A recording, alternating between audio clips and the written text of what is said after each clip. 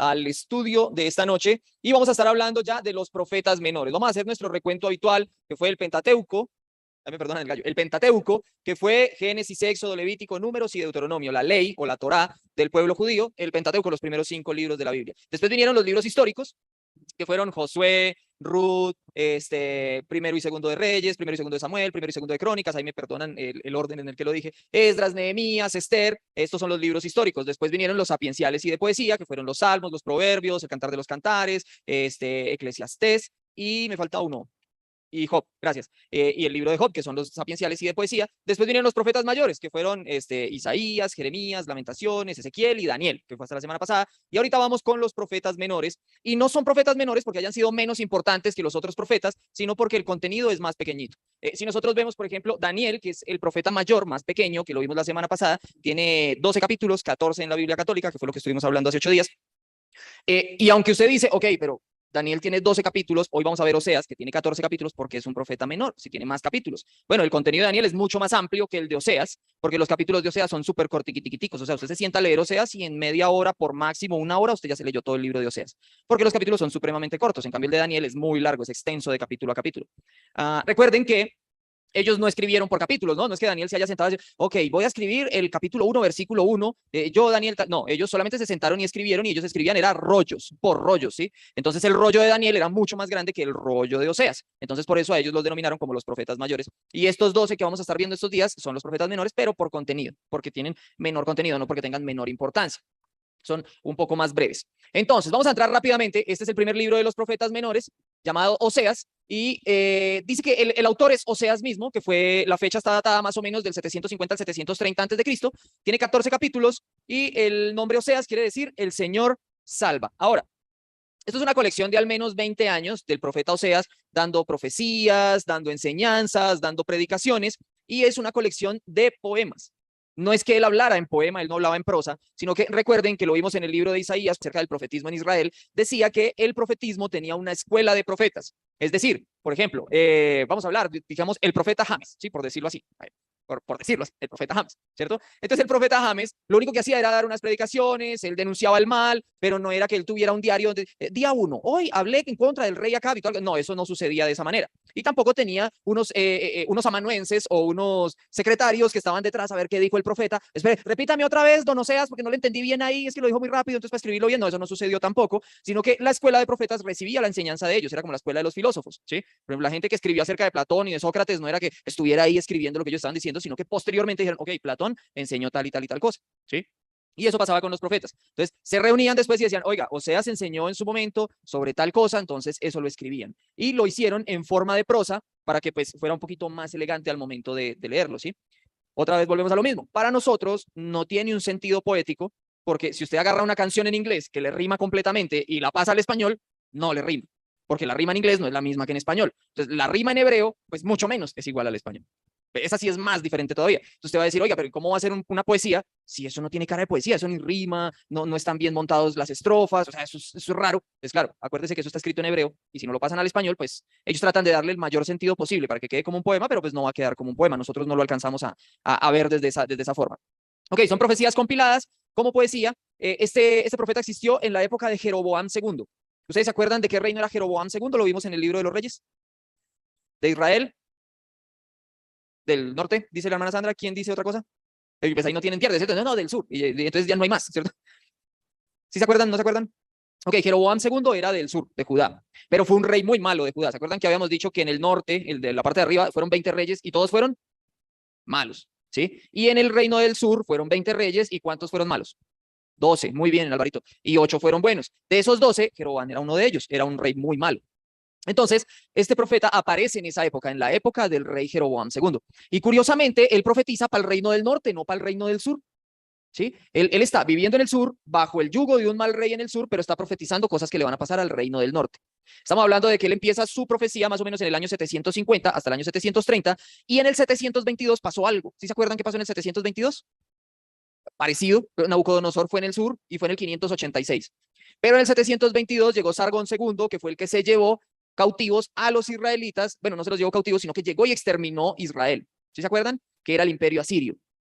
Exacto, y se llevó gente a vivir a Siria y se mezclaron. Por eso fue que los de Judá ya no querían a los del norte, por eso en la historia de Jesús cuando se encuentra con la mujer samaritana en el pozo, le dice, pero ¿usted por qué me habla a mí si entre judíos y samaritanos no se hablan? Claro, porque los judíos tenían celo y decían, estos no son puros, estos ya son una mezcla. Y viene desde el 722 antes de Cristo. Eso nos ayuda a ir entendiendo muchas cosas del Nuevo Testamento, de por qué entre judíos y samaritanos no se trataban, porque se mezclaron, ellos ya no eran puros. En cambio, los judíos sí seguían siendo puros, ¿sí? Y eso sucedió en el 722. Entonces, Oseas va a estar predicando y profetizando acerca de, oiga, si ustedes no se arrepienten, si ustedes no cambian, Dios los va a destruir. Sin embargo, el pueblo de Israel no creyó y como habíamos dicho antes, ellos tuvieron 20 reyes malos, o sea, ni siquiera el rey estaba así como que oiga, sí, vamos a cambiar, porque al rey ni le importaba eso. Entonces, vamos a ver el bosquejo. El bosquejo de este libro es que el libro está partido en 3 pedazos. Vamos a tener desde el capítulo 1 hasta el 3, desde el 4 hasta el 11 y desde el 12 hasta el 14. Si usted quizás me ve rapear un poquito, o sea, correr mucho, es porque como tenemos 2 libros para abarcar en una hora, entonces voy a hablar un poquito más rápido y voy a correr un poquito más. Ok, desde el capítulo 1 al capítulo 3 hay una historia muy particular que es muy conocida y es que Dios habla con Oseas y le dice, ve y desposa una mujer prostituta. ¿A quién le cabe en la cabeza que Dios me manda a mí a casarme con una prostituta? Es algo contradictorio, ¿cierto? Entonces uno dice, ¿por qué le dio ese mandato? Entonces él le dice, vaya, cásese con una mujer que sea adúltera, con una mujer que sea mala, con una mujer prostituta, vaya y cásese con ella, búsquela y cásese con ella, y tenga hijos. Y al primer hijo le va a poner Jezreel. Y Jezreel quiere decir castigo a Jehú, que era también un rey. Ustedes se acuerdan de la línea de tiempo que hicimos con los reyes. Entonces ese era como una profecía de castigo a Jehú por su mal reinado. Después dice, tenga otro hijo y le va a poner Lo Ruama, que es no compadecida, o no los compadeceré. Es decir, no voy a poner mi compasión sobre ustedes, sino que los voy a castigar, sí o sí. Y va a tener un tercer hijo, y a ese tercer hijo le va a poner Loammi, que quiere decir, todo esto es en hebreo, que quiere decir no mi pueblo, o no pueblo mío, no son mi pueblo. Es decir, que Dios está desechando al pueblo de Israel en ese momento. Ahora, hay muchas historias, y bueno, muchos debates, historias no, hay muchos debates entre los teólogos que se preguntan si Oseas existió o no existió realmente. La mayoría de teólogos concuerdan en que sí existió, solo que este capítulo 1 al 3 se trata de una metáfora y que Dios no mandó realmente a Oseas a que se casara con una prostituta, sino que es una metáfora de que se habla de que la historia de Oseas es así, sí, por si de pronto no lo ha leído. Él va, se casa con esta mujer que se llama Gomer, es una prostituta, bueno, realmente es una mala mujer, ¿no? Es una mujer que adultera, ¿no? ¿Sí? La Biblia no nos dice si ella ya era prostituta o adulteraba antes de casarse con Oseas, sino que dice que una vez se casa con Oseas, ella empieza a irse con cuanto hombre se le aparece. Entonces ella se le va, se le vuela, él tiene que ir, y póngase usted en los zapatos de Oseas, ¿cierto? Su esposa es promiscua, entonces usted se casa con una mujer promiscua y ella, usted la tiene viviendo bien, le compra su comida, la lleva al centro comercial, le compra zapaticos, le compra maquillaje, usted la tiene bien bonita, le tiene hasta carrito y toda la cosa, ¿cierto? Hasta empleada de servicio le pone para que ella no se dañe sus uñas lavando la loza. Y ella sale y se va con otro tipo. Y ese tipo la agarra y le manda a poner pestañitas postizas y toda la cosa. No sé, fue un mensaje que me mandaron desde atrás. Entonces, uh, esta persona sale y se va con otro hombre. Y este hombre lo que hace es golpearla, ese sí la esclaviza, no la lleva al centro comercial, no le compra maquillaje, no le compra zapaticos, o sea, la trata a las patadas, pero ella está feliz con ese hombre.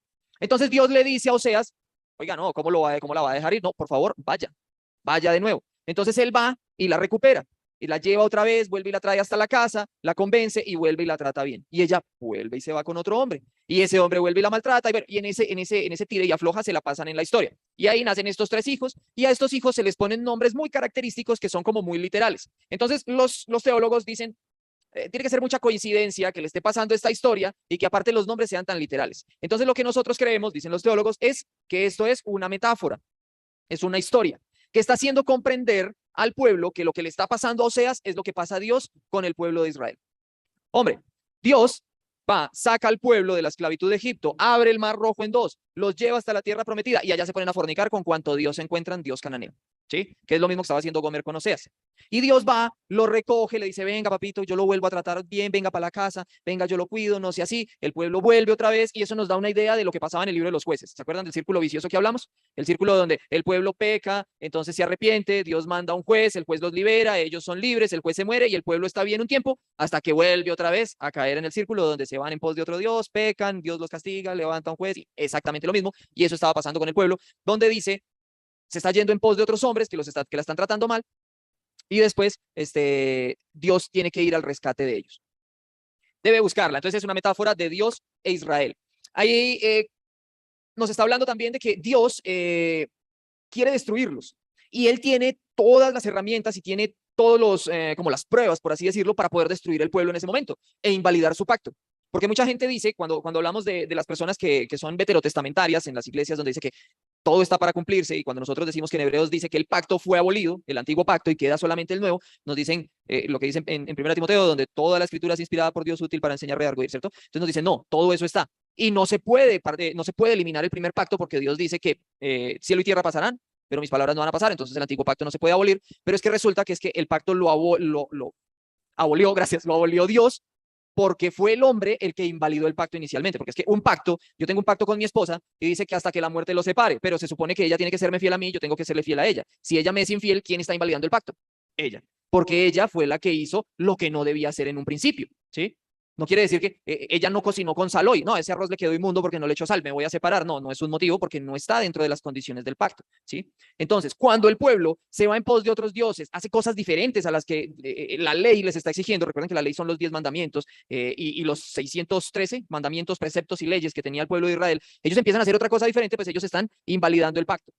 Entonces Dios no tiene que estar sujeto a un pacto que solamente Él está cumpliendo. O sea, yo solo les tengo que dar, pero ellos no están haciendo nada en compensación a lo que yo estoy haciendo. Entonces Él dice, ya no hay pacto.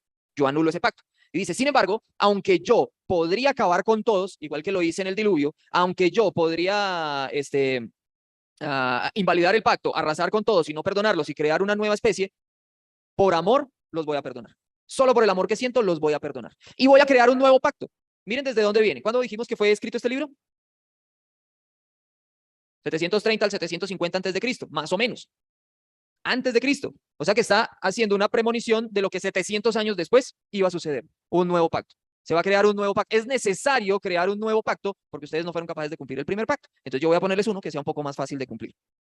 Y va a renovar el pacto. Por amor, comprensión y fidelidad. Y a causa de esto vendrá destrucción, exilio y muerte.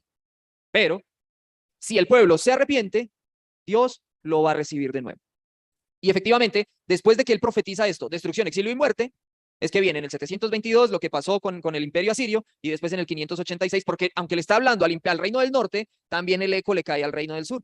Recuerden que cuando, yo les conté que cuando llegó el imperio asirio y sitió a Samaria y arrasó con todo Israel, ellos también llegaron a Jerusalén y llegaron hasta las murallas de Jerusalén, y dice que en esa época el rey era Josías, y Josías le hizo frente al imperio y bueno, al ejército, y dice que esa noche hubo como 185,000 muertos, si no estoy mal, por la mano del ángel de Jehová. Él mismo llegó y arrasó con todo ese ejército, el ángel de Jehová, en una noche. Es decir, que los protegió y ellos tuvieron que devolverse y no pudieron sitiar a Jerusalén, o sea, no pudieron entrar a Jerusalén. Por eso el imperio asirio no alcanzó a llegar a Jerusalén, porque en ese momento había un rey bueno, que ese rey, por amor a ese rey, Dios protegió la ciudad.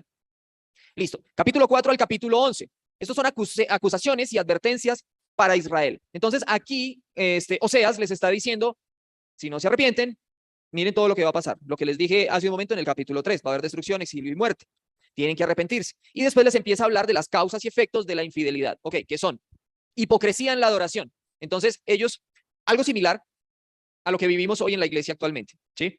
Yo quizás soy envidioso en mi casa, con mis amigos, porque por ejemplo ascienden un compañero de trabajo y yo me lleno de ira y de rabia, y porque no me ascendieron a mí, yo tengo más capacidades, yo tengo más tiempo, porque se lo dan a este que recién llegó, ¿sí? Vamos a decir pues que soy un peleonero, que soy de pronto un grosero o algo así, pero el domingo llego y pongo cara de ovejita buena en la iglesia y adoremos al Padre, solo al Padre. Y el resto de la semana yo soy una joyita, nadie se da cuenta que yo soy cristiano. Eso estaba pasando en ese momento con la adoración, que las personas no estaban teniendo un buen comportamiento, sino que mire lo que decía ahí, el politeísmo, por ejemplo, el politeísmo es adorar a muchos dioses. Entonces ellos estaban con Baal, ellos estaban con Acera, ellos estaban con Ra, ellos estaban con todos los dioses que estaban por ahí alrededor, pero el día de la fiesta llegaban a adorar al único Señor, al Salvador, al único Dios del universo, pero no era el único Dios para ellos, porque tenían muchos otros dioses. Entonces esa era una hipocresía en la adoración. Y Dios le dice a Oseas, ok, dígale a ellos que todo eso se vendrá abajo.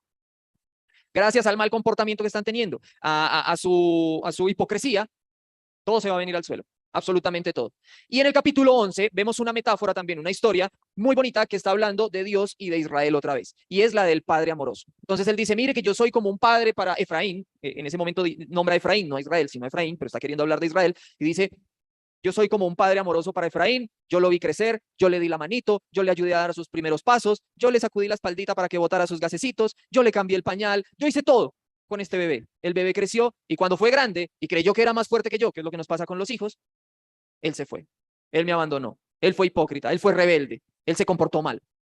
Entonces, entra como en un tema, aquí hay un antropomorfismo, y es que Dios queda como sintiendo, ¿no? O sea, ya se pone como sentimientos humanos a Dios y dice que Dios entra a tener un dolor inmenso, ¿sí? Porque su hijo es rebelde con él. ¿Qué pasa con nosotros cuando nuestros hijos son rebeldes? Nosotros nos sentimos mal, lloramos, sufrimos, hasta nos echamos la culpa y decimos, es culpa mía, yo lo eduqué mal, quizás yo me equivoqué tal día. Y no es eso, yo no me equivoqué, él se está equivocando porque está tomando malas decisiones, él toma sus propias decisiones. Cuando Allison decide hacer una pataleta no es porque me haya visto hacer una pataleta en algún momento, es porque ella toma la decisión de hacer una pataleta.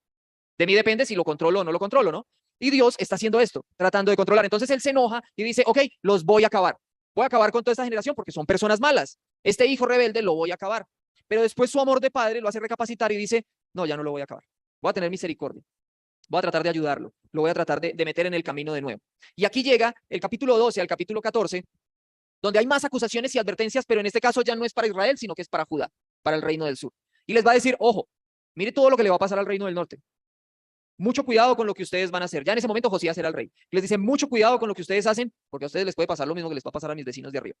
A ustedes les puede pasar exactamente lo mismo. Y empieza a utilizar unas figuras muy conocidas del Antiguo Testamento, y es que, por ejemplo, habla de Jacob cuando le robó la primogenitura a su hermano Esaú, que eso está en Génesis capítulo 27 y 28, ¿sí? Donde él defrauda a Isaac porque ya estaba cieguito, y entonces él va y le hace el cambiazo con Esaú, con complicidad de su mamá, ustedes ya conocen esa historia, y él recuerda y les dice, mire, un padre, ¿sí? Uno de nuestros patriarcas le robó la primogenitura a su hermano. Después dice, recuerden en el número, en Números capítulo 12 al capítulo 20, que obviamente no les dijo así, pero dice, está escrito la rebelión de Israel en el desierto. ¿Se acuerdan de la rebelión de Israel en el desierto? Donde querían ellos abandonar todo y donde decían, mejor estábamos en Egipto, allá por lo menos teníamos carne y Dios hacía llover codornices para que ellos pudieran comer toda la carne que quisieran. Y volvía y decía, mejor estábamos en Egipto esclavizados porque al final allá había pan y entonces cae maná del cielo. Dice, mejor estábamos en Egipto porque esto ni siquiera me llena, aquí estamos muriendo de sed. Y entonces llegaba Moisés, golpeaba una roca, salía agua y mejor estábamos en Egipto. O sea, nada les servía. Ellos vivían en una rebelión profunda cuando Dios les estaba dando todo en su mano y les dice, mire, nuestros propios padres en el desierto viendo los milagros de Dios y no creían aún. Y vuelve y les pone otra y les dice, mire, ¿se acuerdan cuando el pueblo estaba bien con Samuel, que fue el último juez, y ellos dijeron, no, queremos ser como las naciones vecinas, no queremos jueces, queremos reyes? Y Dios dijo, bueno, pongan un rey. Y pusieron a Saúl por rey. Y Saúl fue un mal rey. Fue el primero y fue uno de los más malos reyes que hubo en Israel. Entonces Oseas les recuerda y les dice, esto no es de ustedes, realmente es que esto es generacional. O sea, esto ya es algo familiar. Sí, ya lo traemos en la sangre. Es que somos malos, realmente esto no va a cambiar. Esto no va a cambiar porque todos somos malos. Venimos siendo malos desde hace muchos años y vamos a seguir siendo malos. ¿Cómo van a cambiar las cosas? Ok, en el capítulo 14, Dios llama al arrepentimiento y es de la única manera que nosotros vamos a poder cambiar esta forma de ser, con nuestro arrepentimiento. Únicamente si nos arrepentimos. Y Oseas empieza a decirles, mire, hay que arrepentirnos, hay que cambiar, porque si no vamos a seguir en ese círculo vicioso donde Dios se enoja, nos manda a castigar, viene un pueblo, se apodera de nosotros, nos mata un poco de gente, nos destruyen la ciudad y el templo y después tenemos que volver a reconstruir la ciudad y el templo. No podemos seguir en esto, hay que cambiar de forma definitiva. Y entonces hay una visión, o hay una también como una especie de metáfora, donde Oseas les dice, mire, nosotros, según Dios, en algún momento de la vida, vamos a ser como un gran árbol. Vamos a hacer como un árbol enorme, frondoso, con raíces muy profundas. Y ese árbol va a dar mucha sombra a muchas bestias del campo, a muchas personas de muchas lenguas y de muchas naciones. Es decir, que Israel va a llegar un momento donde va a ser bendición para todas las naciones de la tierra. Pero para eso, primero tenemos que cambiar. Tenemos que ser personas diferentes para que Dios haga de nosotros ese árbol frondoso. ¿Se acuerdan que hace 8 días en Daniel hablábamos que el emperador Nabucodonosor tuvo un sueño donde Babilonia era un gran árbol que después era cortado por una roca que caía del cielo?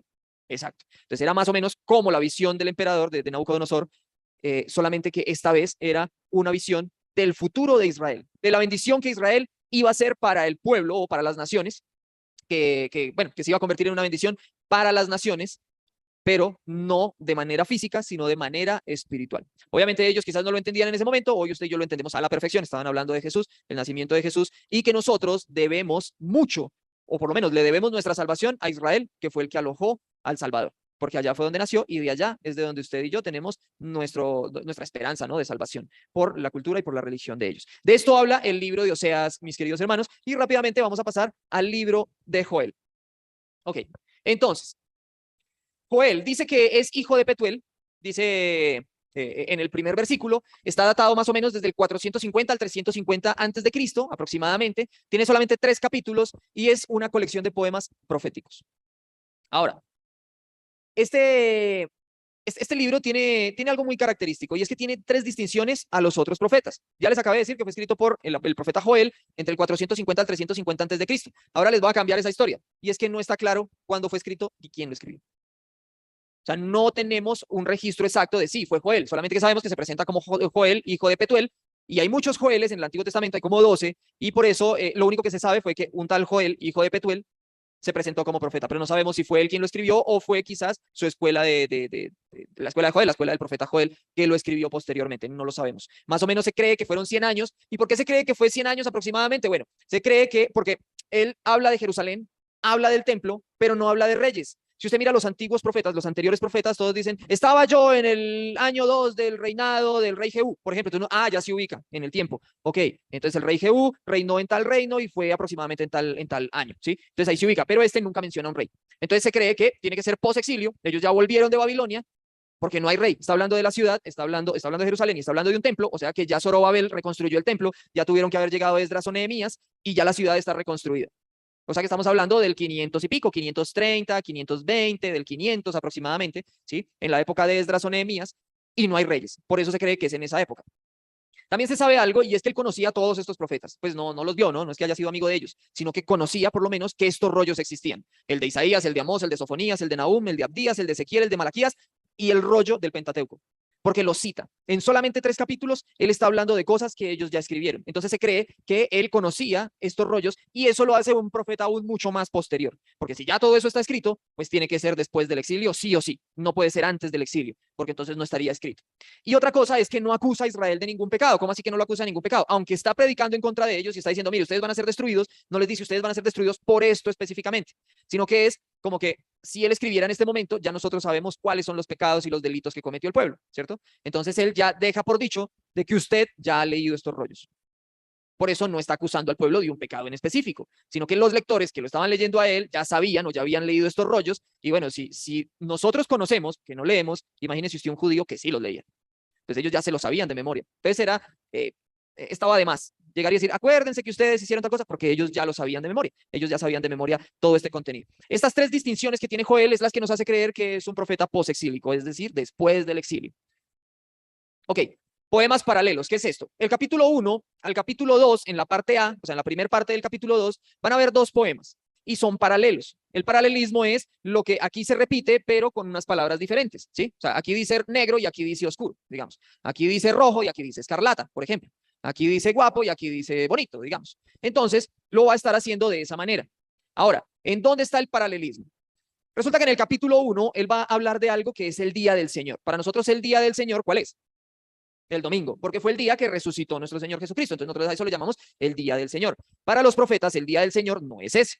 Para los profetas, el día del Señor es el día donde Dios se está vengando de las cosas malas que alguien hizo, ¿sí? Entonces él va a hablar de algo que es el día del Señor en el pasado.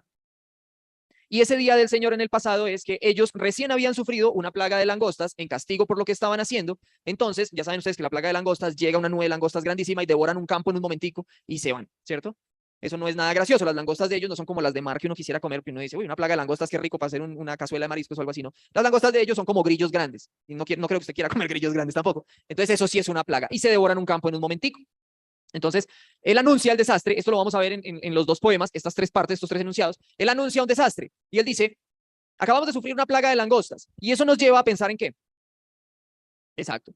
En la 8ª plaga, que fue la plaga de langostas en Egipto, para poder salir de Egipto. Entonces él dice, mire, con este evento que acabamos de pasar, nos vamos a ir al día del Señor en el pasado. Entonces el día del Señor en el pasado fue cuando pudimos salir de Egipto, ¿sí? En ese momento Dios tomó venganza de todo nuestro pueblo que fue esclavizado durante 420 años y que en ese momento pudo salir de Egipto, gracias a la mano fuerte y poderosa de Dios. Y hace un llamado al arrepentimiento. Ese llamado al arrepentimiento vendría siendo, Joel llama a los sacerdotes y les hace ese llamado al arrepentimiento. Obviamente si él llama al pueblo, el pueblo está viviendo el día a día, unos están tratando de hacer negocio, otros están tratando de vivir, otros están mirando a ver cómo roban al otro, otros están viviendo por su propia cuenta. Pero a los que tiene que hacerles ese llamado es a los sacerdotes. Oiga, amigo, usted es el encargado de enseñarle a estos otros cómo vivir. Es por eso que nosotros en la iglesia no le jalamos las orejas tanto a la persona que viene solamente los domingos, sino que se le jala las orejas es al liderazgo, que es el que tiene que dar el ejemplo de cómo se vive. Porque, por ejemplo, si la reunión es a las 9 y yo como líder llego a las 9:30, pues el hermano que solo viene el domingo dice, pues yo puedo llegar a las 9:30 porque el pastor llega a las 9:30, claro, o sea, ¿para qué va a madrugar yo si el pastor no llega temprano? Pero si yo llego a las 8:30, yo sí puedo llamar y decir, hermano, hay que madrugar un poquito más. ¿Por qué? Y yo tengo la autoridad moral de decirle, hermano, hay que llegar antes de las 9, porque si yo le digo, hermano, hay que llegar antes de las 9, ¿y usted por qué llega a las 9:30? ¿Sí ven? Entonces, aquí él está haciendo el llamado a los líderes religiosos y les dice, mire, si usted no da el ejemplo, esta gente no va a hacer nada. Entonces, arrepiéntanse ustedes primero, y una vez ustedes se arrepientan, ustedes hacen el llamado a arrepentimiento al pueblo. Sin embargo, no se queda solamente ahí, porque hay una tercera parte. Y es que ese llamado al arrepentimiento no se debe quedar solamente en, oiga, dígale a la gente que se arrepienta. No, es que yo voy a ir a hacerlo con ustedes. Se reúnen los sacerdotes, se reúne el profeta y entre todos se están arrepintiendo. Una vez hagan el arrepentimiento ellos como acción, van y se lo enseñan al pueblo.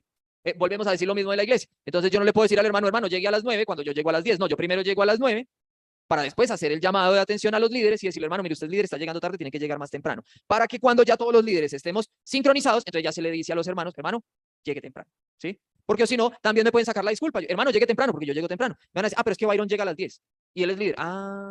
Sí. Entonces, primero nos organizamos todos para después decirle a los hermanos que solamente vienen el domingo, hermano, tenemos unas normas, ¿no? Y eso fue lo que hizo el profeta Joel. Mire que hay algo muy importante y es que la palabra yadá en hebreo quiere decir conocer, ¿sí? Pero es que no sé, no sé dónde la apunté. Bueno, en fin, la palabra yadá en hebreo quiere decir conocer, pero no es solamente conocer de conocimiento, ¿sí? Porque yo puedo sentarme y leer un libro de historia y saber que la independencia de Colombia se celebra el 20 de julio, que empezó en 1810, pero en 1819, el 7 de agosto, en la batalla de Boyacá, Colombia fue libre, ¿sí? En ese momento. O sea, ¿cuándo fue la independencia? ¿El 20 de julio o el 7 de agosto? No, se celebra el 20 de julio como grito de independencia por el florero de Llorente, pero la independencia real llegó el 7 de agosto de 1819 en el Pantano de Vargas, el día de la batalla de Boyacá. Eso fue. Entonces, yo lo conozco, ¿sí? Yo tengo el conocimiento, pero yo no he peleado por la libertad de Colombia. Bueno, yo sí he peleado por la libertad de Colombia cuando estuve en el ejército, pero no sé si usted ha peleado por la libertad de su país, ¿cierto? Entonces, son dos cosas muy diferentes. Ahora, la palabra yada en hebreo quiere decir conocer, pero conocer y actuar.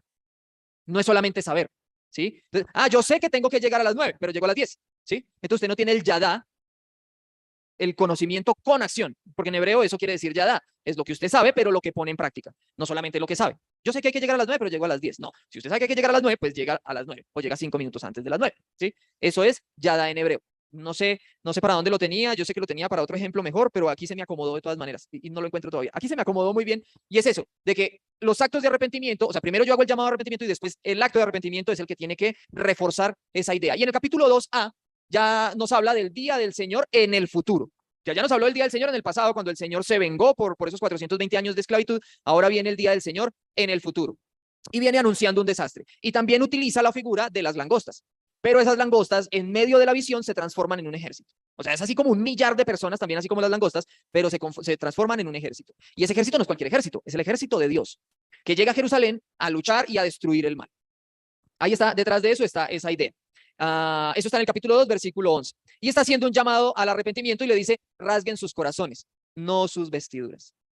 Porque nosotros sabemos que los israelitas cuando se sentían como dolidos, ellos rasgaban sus vestidos, ¿cierto? Entonces aquí Joel les está diciendo, no, mire, rasgar el vestido lo hace cualquiera. Cualquiera que tenga 2 túnicas, rasga una. Y dice, ay, mire cuánto dolor siento y ya. No, a Dios no le gusta que usted haga un acto público de arrepentimiento, sino que usted tiene que rasgar su corazón. Si usted no rasga su corazón primero, de nada le va a servir rasgar 10.000 túnicas, porque Dios no quiere que usted sea showcero, que haga un show y mira, ay, mire cómo me duele, pero no le está doliendo. No, primero rasgue su corazón y posteriormente haga el acto público de rasgar sus vestiduras. Eso es lo que está diciendo. Ese es el llamado al arrepentimiento. Entonces, después viene la segunda parte, que es el acto de arrepentimiento. Entonces, él va y guía a los sacerdotes a pedir perdón y arrepentirse ante Dios. Ok, la cosa se hace de esta manera. ¿Sí?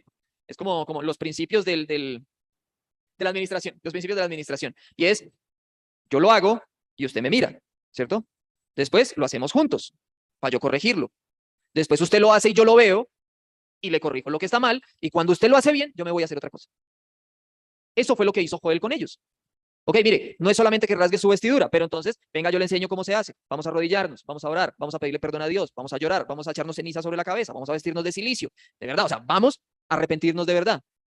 A ver, no se está arrepintiendo bien, arrepiéntase mejor, ¿sí? Algo así por el estilo. Después, ya que usted se arrepintió, entonces yo me voy para otro sacerdote y le digo, hay que arrepentirnos de verdad. Y así son estos dos poemas que se encuentran en Joel, que son poemas paralelos, que nos está hablando de un Señor del pasado, del día del Señor del pasado y el día del Señor en el futuro. Ok, Dios viene a dar unas respuestas en el capítulo 2, en la parte B del capítulo 2, y dice que Dios tendrá piedad de su pueblo, capítulo 2, versículos 20 al 21. Estas son las respuestas que le da Dios al profeta Joel después de hacer todas estas cosas. Y él dice, yo voy a tener piedad de mi pueblo y voy a derrotar a los invasores. Los voy a humillar. Esa va a ser mi respuesta. Después voy a restaurar la tierra devastada. Capítulo 2, versículo 22 al 26. Todo lo que acabaron las langostas, todo lo que acaben los ejércitos, yo lo voy a levantar de nuevo, por amor a mi pueblo. Y después voy a traer mi divina presencia ante ustedes. Esto es muy importante porque dice, cuando él traerá su divina presencia, los israelitas, ¿qué se imaginan? Según lo que hemos estudiado nosotros hasta el momento. Va a traer un rey. ¿Quién más? ¿Dónde habitaba la presencia de Dios? En el arca, en el templo, en el lugar santísimo. Y veíamos cuando estábamos viendo el profeta Ezequiel, que una de las visiones de Ezequiel cuando estaba al lado del río en Babilonia fue que él vio que la presencia de Dios en un trono que estaba cuidada por los 4 seres vivientes con unas ruedas, salió del templo y se fue. Y entonces Ezequiel entendió y dijo, oh, la presencia de Dios ya no está en Jerusalén, Dios se fue.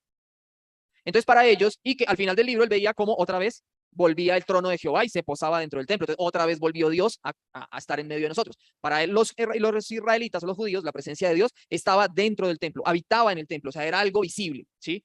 Pero esto, cuando en el capítulo 2, versículo 27, él dice, yo volveré a traer mi presencia divina, dice, habitará dentro de ustedes y será accesible para todos. ¿Cómo así que será accesible para todos? ¿Es que antes no era accesible? No, solo era accesible ¿para quién? Para el sumo sacerdote y una sola vez al año.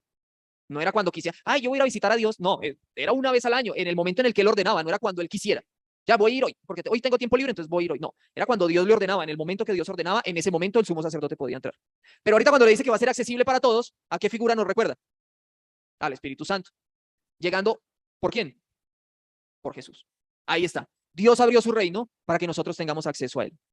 Entrando por Jesús, complementado por el Espíritu Santo, porque hoy en día no está Jesús entre nosotros, pero tenemos acceso a Dios a través del Espíritu Santo, como dijo el hermano José Luis. Exactamente así. Mire cómo estas profecías nos van llevando. ¿Esto fue cuántos años antes de Jesús? 500, 400, algo así. Pero fue entre 300 a 500 años antes de Jesús. Y mire cómo el libro de Oseas, 700 años antes, también ya nos estaba hablando de que iba a venir Jesús. De la manera en la que vino, no de la manera en la que lo esperaba el pueblo judío, que lo esperaba como un rey. Ok. El capítulo 2c y el capítulo 3 nos vuelve a hablar del día del Señor en el futuro. ¿Cómo así? ¿Ya no nos había hablado? Pues, ok, sí, nos había hablado, pero nos da 3 poemas adicionales de Dios respondiendo al pueblo.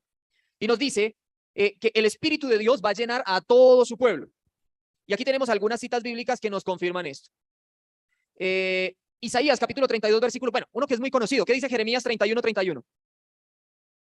Gracias, hermano Byron. Muy bien. Que ya la ley de Dios no va a estar escrita en tablas, sino que va a ser escrita en nuestros corazones. Y mire cómo Joel vio la respuesta de Dios. Vio la respuesta de Dios y le dice, ok, el espíritu o mi espíritu va a llenar a todo mi pueblo. A todo mi pueblo.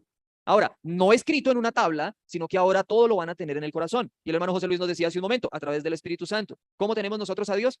A través del Espíritu Santo, que habita o que mora dentro de nuestros cuerpos, en nuestros corazones, está con nosotros, ¿sí? Ya no es solo porque usted tenga una Biblia, como muchos que abren la Biblia en el Salmo 91 en su casa y lo dejan ahí, porque es un salmo de protección para que no entren espíritus ni demonios y lo dejan ahí abierto. Y esas páginas son amarillas y el resto de la Biblia es blanquita, intacta, pero esas están comidas de la polilla y amarillas porque llevan 2, 3 años abiertas en la misma página, ¿cierto? No es por eso. El Espíritu de Dios mora en nosotros, habita en nosotros. Y desde Joel se nos viene indicando eso. ¿Se acuerdan que habíamos hablado de que Joel conocía a todos estos profetas? Pues miren las citas, ahí está. Él habla de lo que dice en Isaías 32:15, Jeremías 31:31, Ezequiel 36 del 23 al 28. Ok, seguimos. Después dice que Dios acabará con los impíos.